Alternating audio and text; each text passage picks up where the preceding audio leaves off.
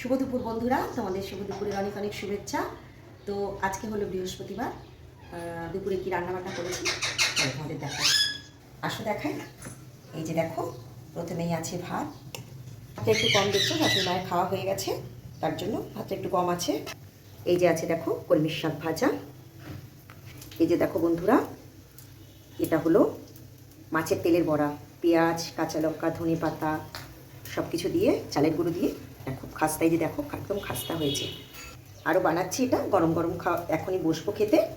এই যে দেখো বন্ধুরা, এটা হলো ওই যে কালকে রুই মাছ ছিল, সেই রুই মাছটা ছোটো ছোটো করে কেটে পেঁয়াজ ধনে পাতা দিয়ে করেছি, খুব ভালো লাগে এটা খেতে আমার। এই যে দেখো বন্ধুরা, এটা হচ্ছে তেলাপিয়া মাছটা করেছি আজকে, বেগুন আলু বেগুন দিয়ে করেছি, আর হলো ধনে পাতা অবশ্যই দিয়েছি। তো বন্ধুরা, এই ছিল আজকে রান্নাবান্না। কেমন লাগলো আর কোন পদটা বেশি ভালো লাগলো জানিও তোমরা।